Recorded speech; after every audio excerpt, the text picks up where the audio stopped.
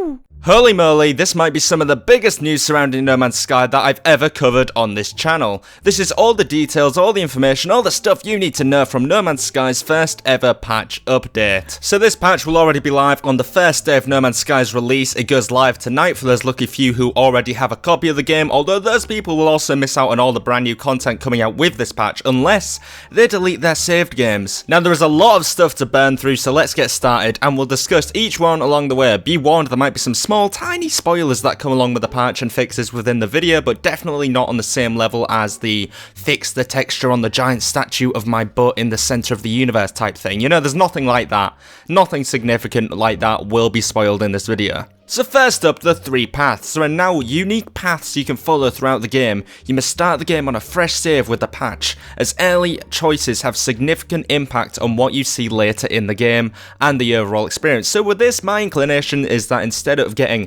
flung into the universe and being allowed to do whatever you want, this time you'll be given 3 paths. Let's use the example of the Explorer path, the Trader path, and the Fighter path. I'm not saying this is right, but if you chose the Explorer path, you'd have like a boost in ship speed or how fast you could move. With the Trader path, you'd get a small percentage more profit when selling resources on the galactic market. And with the Fighter path, you'd have a damage boost. So this is what I believe they mean when they say the 3 paths, and I expect to see this sort of thing implemented in some shape or form with these 3 paths. I said the word paths a whole lot there, now it sounds really weird to me. The universe. We changed the rules of the universe generation algorithm. Planets have moved, environments have changed biomes, galaxies have altered shape, all to create greater variety earlier. Galaxies are now up to 10 times larger. Wow, okay, right, let me just compute that. The galaxies in this game, bear in mind, that have planet-sized planets and are already huge as they are, have now been made up to 10 times larger. The rules of the universe generation algorithm, so the rules of what makes everything in this game, have changed. Planets have moved, environments have changed biomes, galaxies have altered wow, so the moving planets, does this mean planets will be further apart now? It makes sense considering how Sean has said galaxies are now up to 10 times larger, somehow. Furthermore, when he mentions environments changing biomes, does he mean that there will be multiple biomes on each planet? Who knows, but this is one of the most intriguing pieces of information coming out of this patch note yet. Diversity. Creatures are now more diverse in terms of ecology and densities on planets. Planets, we've added dead moons, low atmosphere, and extreme hazardous planets. Extreme hazards include blizzards and dust storms. Atmosphere, space, nighttime, and day skies are now 4 times more varied due to new atmospheric system, which refracts light more accurately to allow for more intense sunsets. So with diversity, we have much more diversity in terms of ecology and density of creatures. One of the biggest complaints coming out of feedback from early copy players was that the creatures were too frequent and that the team had gone back on their original prediction that 90% of the planets in-game would be lifeless. However, this seems to strike a balance between those two extremities and gives us a bunch of planets without life and a bunch of them with life. So in terms of planets as well, we now have dead moons, which I have no idea what a dead moon is, but it sounds cool as hell. Low atmosphere and extreme hazardous planets, which include blizzards and dust storms. Awesome stuff to have in. Again, not particularly sure what a dead moon is, but it sounds cool and kind of scary. And we also have obviously new weather and hazard effects, which are a welcome treat for us all. In terms of atmosphere, nighttime and day skies are now 4 times more varied. This allows for some beautiful sunset scenes, which I'm sure will be screenshotted and posted all over the internet. I'm telling you, the No Man's Sky selfie is going to be the next big craze. Next, we move on to more stuff about planets, with Sean Murray stating planet rotation playtesting has been made obvious that people are struggling to adjust to this during play, so its effects have been reduced further. Terrain generation, caves up to 128 meters tall are now possible. Geometric anomalies have been added. Underwater erosion now leads to more interesting seabeds. So planets are now going to rotate slower, it seems, which means the day-night cycle that went by a little too quick for most players is now going to be slowed down significantly, and brand new terrain generation is going to allow caves to be up to 100 128 meters tall. That last part about underwater erosion sounds awesome as well. Ship diversity. A wider variety of ships appear per star system and are available to purchase. Cargo and installed technology now vary more, and ships have more unique attributes.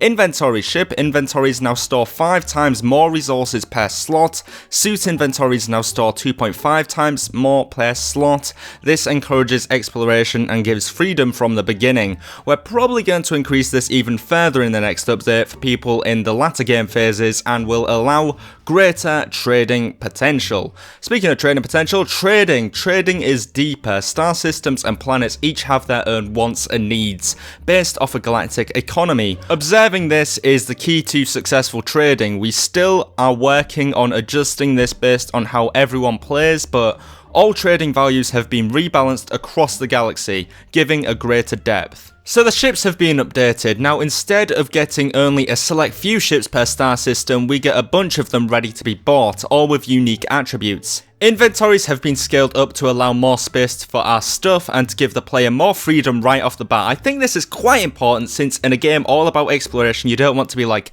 where should I put this iridium? Where should I put this, mineral? Where should I put this iron? Should I move this back to the ship? Should I put this ship over there? Should I move that ship from over there back over here? Should I put more stuff into this? Just messing around with inventory organization for extensive periods of time.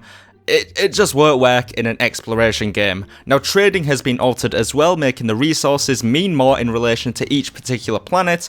Also, trading exploits have been removed, which is obviously fantastic. Feeding. Creatures now have their own diet based on planet and climate. Feeding them correctly will yield different results per species, such as mining for you, protecting the player, becoming pets, alerting you to rare loot, or pooping rare resources. Does that actually...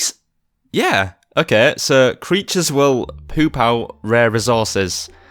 Right, questionable design choice there, but each to their own. Survival. Recharging hazard protection requires rare resources, making shielding shards useful again. I haven't played the game yet, so I don't know what a shielding shard is. Storms can be deadly. Hazard protection and suit upgrades have been added. Liquids are often more dangerous. Ooh, the scary water. Look out for the scary water that are more dangerous now. I have a feel I'm going to be walking along and I'll get stabbed by a puddle. So in terms of survival, charging hazard protection has been made more difficult, so it's not as easy to survive on hazardous planets now. Thank you, universe, for wanting to constantly murder me. So graphical effects, lighting and texture resolution has been improved, shadow quality has doubled, temporal AA, which is anti-aliasing I think, didn't make it in time but it's so close. Balancing. Several hundred upgrades have had stat changes, mainly exosuit and ship, but also weapon. Combat, auto-aim and weapon aim has been completely rewritten to feel more gentle in general, but stickier when you need it, so sentinels now alert each other if they haven't been dealt with quickly. Quad and walker AI is so much more challenging, even I struggled with them without a powered up weapon. So this is all great news about graphical improvements and balancing. We're getting new lighting, new weapon upgrades, stat changes. Combat has been altered so sentinels feel more deadly and the auto-aim feels a little bit more responsive. Good stuff. Space combat. Advanced techniques have been introduced like brake drifting and critical hits. Bounty missions and larger battles now occur. Pirate frequency has been increased as well as difficulty depending on your cargo. Exploits. Infinite warp cell exploit and rare good trading exploit amongst others removed. People using these cheats were ruining the game for themselves, but people are weird and can't stop themselves. Sean Murray is a savage. Stability. Foundations for buildings on super large planets resolved several low repro crashes, in particular when players warped further than 256 light years in one session was only possible due to warp cell exploit above. So this is good, as prior to launch, one player reached the center of the galaxy in only 30 hours because of this exploit, and 30 hours is still a long time, but it's not the hundreds of hours that the dev team were originally promising. This has been fixed now, and the exploit the player used to reach the center has been removed, meaning that hopefully we reach the center of the galaxy a tiny bit slower now. Space stations. Interiors are now more varied. Bars, trade rooms and hydroponic labs have been added. Networking, ability to scan star systems other players have discovered on the galactic map, increasing the chance of of collision. Star systems discovered by other players appear during galactic map flight. Ship scanning. Scanning for points of interest from your ship is now possible. Buildings generate earlier and show up in ship scans. Now this is interesting as the galactic map has been changed, so you can now scan the star systems other people have discovered to increase the chance of collision. Collision, as in meeting other players. Imagine scanning a nearby star system and seeing the words, "One player currently in system." It'd be a great way to meet up with players and explore the universe together. Also, if this were the case, it'd make more sense why there was a bar in the space station. I mean, obviously the bar is there for you to go out and get space drunk, so obviously you need drinking buddies for that, and this makes it a lot easier. And finally, Sean says, flying over terrain, pop-in and shadow artifacts have been reduced. Generation speed has been increased twofold. Planets with large bodies of water will be targeted in the next update. Writing. The Atlas path has been rewritten by James Swallow, writer on Deus Ex, and me. Also, is the Atlas path one of the 3 paths we mentioned earlier? Also, I think it speaks to the overarching theme of player freedom more clearly now. Early mission text has been rewritten to allow for multiple endings, so this confirms that there will be multiple endings once we reach the center of the universe. Perhaps this relates to the 3 paths mentioned right at the start of the video. Either way, it's cool that James Swallow from Deus Ex has been brought on board. Deus Ex is obviously one of the biggest gaming franchises around, especially on PC, so it's great that a writer has been brought over, and all that stuff about pop-in and terrain generation is great and will make the game look even better. So those were the patch notes for the day 1 update for No Man's Sky, and it sounds utterly fantastic. So many of the exploits and bugs that we heard about from early copy owners were fixed with this patch, which is obviously great, and it's not even the best part about it. Sean Murray finishes with the biggest mic drop of all time, the mic drop of all mic drops, by stating, "Next up, we're adding the ability to build bases and own giant space freighters." That's right, base building and space freighters are coming with the next update, and my excitement for this is honestly beyond comprehension. That is ridiculous.